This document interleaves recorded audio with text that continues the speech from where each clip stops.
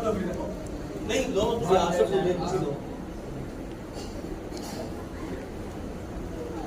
ये तो सारे बच्चों को सारे दावस में रहा अच्छा बेटा मेरी सुनो गाल ले तेरे लिए ध्यान करो पुत्र तेरे लिए ध्यान करो और सुनो बच्चों मेरी तरफ तो देखा गल बेटा है कि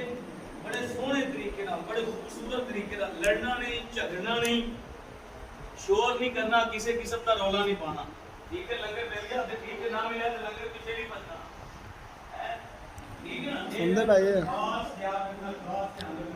लंगर की टेंशन नहीं लेनी मेरा सुनो ये जेडे बड़े मेरे बच्चे ने ना बड़े मेरे पुत्र ने इन्हां छोटे बच्चों का ख्याल करना है कि छोटे बच्चों का ख्याल करना है ताकि कोई छोटा बच्चा डिगे ना कोई छोटा बच्चा लड़े ना कोई छोटा बच्चा जड़ा है ना वो किसी किस्म की पापड़ चलो चलो बेटा बोलो मेरे को तुसी इधर आओ इधर बोलो मेरे पुत्र तुसी आगे बोलो इधर बोलो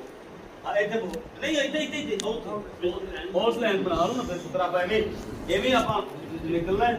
ये भी आप फिर जवाना हो जाए कि मैं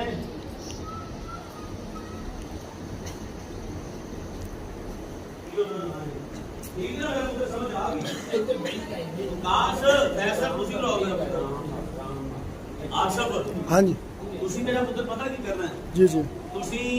ਇੰਤਜ਼ਾਮੀਆਂ ਦਾ ਕਿਰਦਾਰ ਅਦਾ ਕਰਨਾ ਹੈ ਇੰਤਜ਼ਾਮੀਆਂ ਦਾ ਕਿਰਦਾਰ ਅਦਾ ਕਰਨ ਤੋਂ ਰੱਖਿਆ ਹੈ ਇੰਤਜ਼ਾਮੀਆਂ ਦਾ ਕਿਰਦਾਰ ਅਦਾ ਕਰਨ ਤੋਂ ਮੁਰਾਦ ਇਹ ਆ ਕਿ ਅਗਰ ਕੋਈ ਟ੍ਰੈਫਿਕ ਹੈ ਤਾਂ ਟ੍ਰੈਫਿਕ ਨੂੰ ਰਸਤਾ ਬਣਾਉਣਾ ਹੈ ठीक है ਕੁਝ ठीक ਉਧਰੋਂ ਬੰਦੇ ਵੀ ਲਾ ਬਾਬਾ ठीक है ठीक है ਠੀਕ ਹੈ ਬਾਬਰ ਅਲੀ ਇਹ ਕੁਝ ਜਿਹੜੇ ਆਪੋ ਉਧਰੋਂ ਬੰਦੇ ਲੈ ਲਾਂਗੇ ਕੁਝ ਇਧਰੋਂ ਲੈ ਕੇ ਤੇ ਜਿਹੜਾ ਰਸਤਾ ਹੈ ਕਿਸੇ ਨੂੰ ਪਰੇਸ਼ਾਨ ਨਹੀਂ ਕਰਨਾ ਕਿਸੇ ਨੂੰ ਤੰਗ ਨਹੀਂ ਕਰਨਾ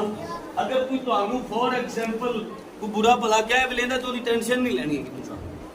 ਠੀਕ ਹੈ ਨਾ ਕੋਈ ਅਗਰ ਤੁਹਾਨੂੰ ਉਹਦੇ ਨਾਲ ਲੜਨਾ ਨਹੀਂ ਉਹਦੇ ਨਾਲ ਝਗੜਨਾ ਨਹੀਂ ਉਹਨੂੰ ਕਹਿਣਾ ਭਾਈ ਜੀ ਤੁਸੀਂ ਜਾਓ ਅੱਲਾਹ ਹਾਫਿਜ਼ ਤੁਹਾਡਾ ਠੀਕ ਹੈ ਆਪਾਂ ਕਿਸੇ ਨਾਲ ਲੜਨਾ ਨਹੀਂ ਝਗੜਨਾ ਨਹੀਂ ਕੋਈ ਗੱਲ ਨਹੀਂ ਬੜੇ ਮੁਹੱਬਤ ਨਾਲ ਬੜੇ ਪਿਆਰ ਨਾਲ ਬੜੇ ਐਸੇ ਤਰੀਕੇ ਨਾਲ ਆਪਾਂ ਜਲੂਸ ਨੂੰ ਜਿਹੜਾ ਨਾ ਆਜੋ ਆਜੋ ਮੇਰਾ ਪੁੱਤਰ ਜਿਹੜੇ ਆ ਰਹੇ ਆਜੋ बड़े ऐसे तरीके नाल आपां जुलूस नूं रवाना करना है और मेरा पुत्र तुसीं ये भी ख्याल रखना है कि छोटे बच्चों का ख्याल छोटे बच्चों का ख्याल करना है कि मतलब छोटा बच्चा डिगे ना कि छोटा बच्चा लड़े ना एक तो मेरी दस्तार लिया अंदरों फड़ के ते दूसरा मेरा पुत्र नहीं सब मिल गया